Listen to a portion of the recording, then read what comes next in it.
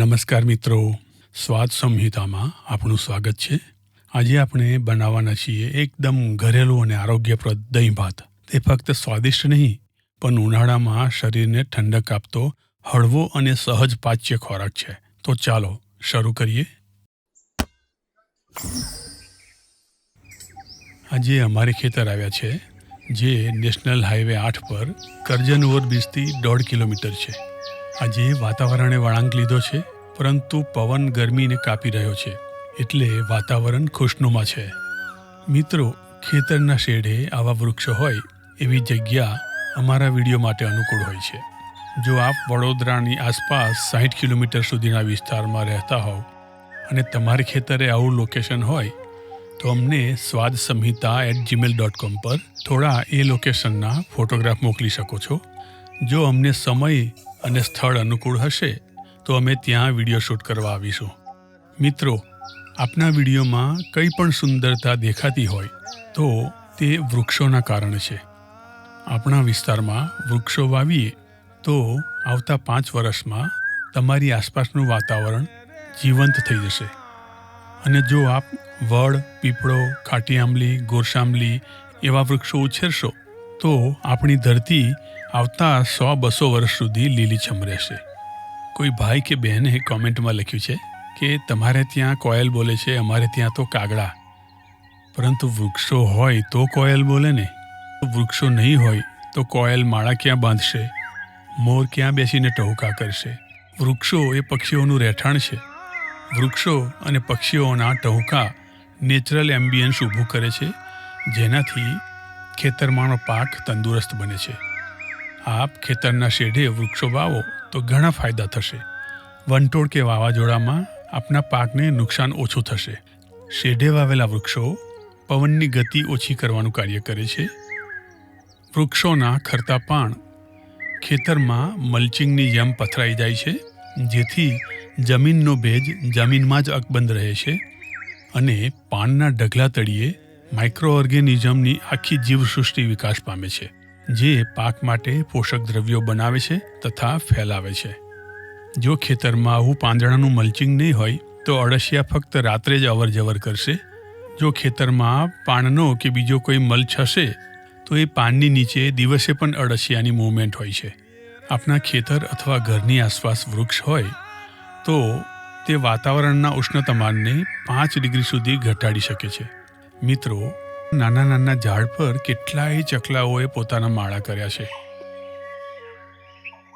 આ ખેતરમાં 90%થી વધુ વૃક્ષો 15 વર્ષ પહેલાં અમારા થકી વાવાયેલા છે।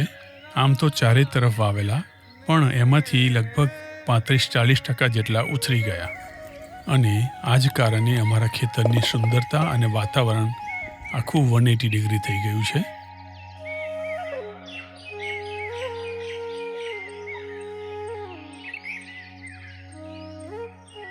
આજે આપણે કર્ડ રાઈસ બનાવીશું। આપણે 2 કપ ચોખા લઈશું।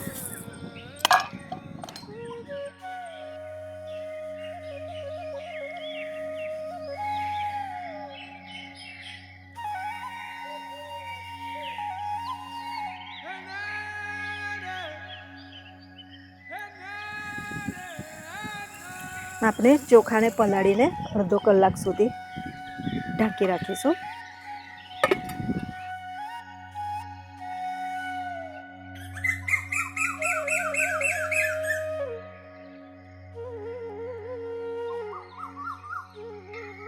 આપણે 2 કપ ચોખા પલાળેલા હતા તે જ જલ વાપરીશું। વાસણમાં 4 કપ જલ ઉમેરીશું। મિત્રો, દહીં ભાત એટલે કે કર્ડ રાઈસ આરોગ્ય માટે સારા કે નહીં?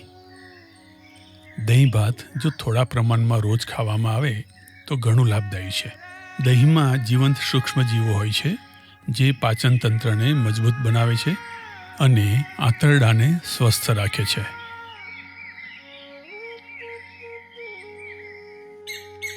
ચોખા ઉમેરી દઈશું।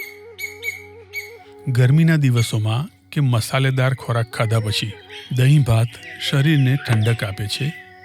બીમારી પછી કે ઉપવાસ પછી દહીં ભાત ખાવા એ આરોગ્ય માટે ખૂબ સરસ છે। ભાતને ઢીલો બનાવવાનો છે, માટે 1.5 કપ જલ વધારે ઉમેરીશું. મિત્રો, આપ જ્યારે હરડે, ત્રિફળા કે કોઈ પણ જાતનું વિરેચન લો છો, એ પછી જ્યારે તમારું પેટ સાફ થઈ જાય ત્યારે સૌથી પહેલો ખોરાક દહીં ભાત અથવા તો દહીં ખીચડી. એનાથી નાશ પામેલા સારા સૂક્ષ્મજીવો પણ ફરીથી ડેવલપ થઈ જશે અને તમારો પાચન માર્ગ નોર્મલ થઈ જશે. આપનું ભોજન હોય કે નાસ્તો હોય, એમાં થોડા ફાઇબર હોવા જરૂરી છે. આજે અમે ગાજર એટલા માટે લીધા છે. ગાજરને છીની લઈશું. આદુને પણ છીની લઈશું.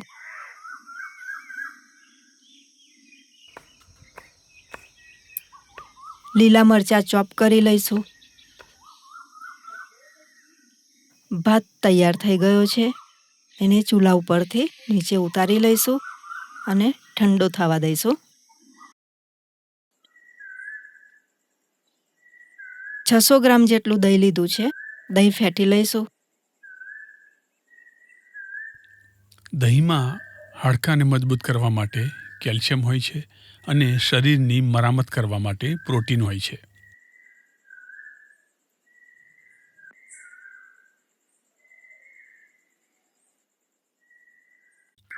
તેમાં મીઠી લીમડી, રાઈ, આદુ અને લીલા મરચાં ઉમેરવાથી એન્ટીઓક્સિડન્ટ અને આરોગ્ય લાભ વધારે થાય છે.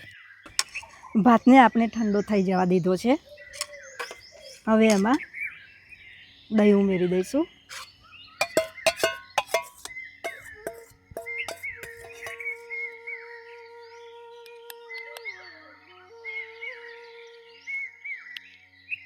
આ રેસીપીમાં વધારે તેલ ઉમેરવાથી કે વધારે મીઠું ઉમેરવાથી તેના લાભ ઓછા થઈ જાય છે.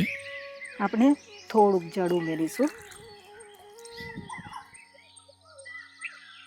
પરંતુ તેલના બદલે ઘીનો ઉપયોગ કરશો તો વધુ લાભ થશે, કારણ કે ઘી ગટ હેલ્થ માટે ખૂબ જ ઉપયોગી છે. હવે આપણે વઘાર કરી લઈએ. 3 ટેબલસ્પૂન ઘી મૂકીશું. તમે ઘીના બદલે તેલ પણ વાપરી શકો છો. 2 ચમચી રાઈ ઉમેરીશું. 2 ચમચી અડદ દાળ, 1 ચમચી ચણા દાળ. થોડું શેકાવા દઈશું.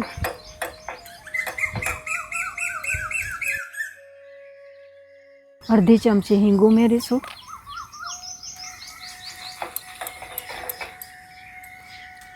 1/4 કપ સિંગદાણા ઉમેરીશું. શિંગદાણા ઉમેર્યા છે જેથી થોડો ક્રંચ મળે અને પ્રોટીન વધે. સૂકું લાલ મરચું ઉમેરીએ.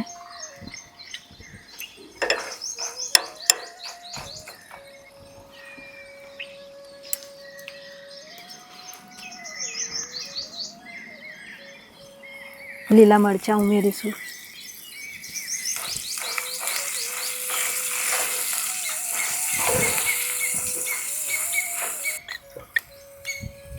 એક ચમચી છીનેલું આદું ઉમેરીએ. 2 ચમચી ગાજર ઉમેરીશું. થોડા મીઠી લીમડીના પાન ઉમેરીશું. 2 જાતની દાળ, હિંગ, કડી પત્તા, રાઈ વગેરે સ્વાદિષ્ટ બનાવવા માટે તથા પાચનમાં મદદરૂપ થાય એ માટે લીધા છે.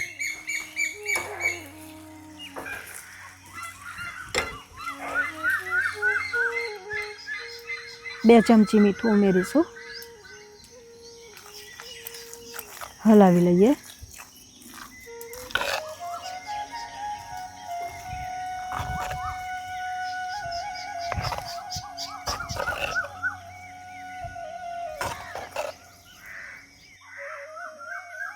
ભાતમાં વઘાર ઉમેરીને હલાવી લઈએ. જો આપણે રાત્રે દહીં ભાત ખાવા હોય તો ઓછી માત્રામાં લેવા અને ત્યારબાદ થોડું ગરમ જલ પી લેવું. થોડા લીલા ધાણા ઉમેરી દઈએ. આપણો કર્ડ રાઈસ તૈયાર થઈ ગયો છે. એને સર્વ કરીશું.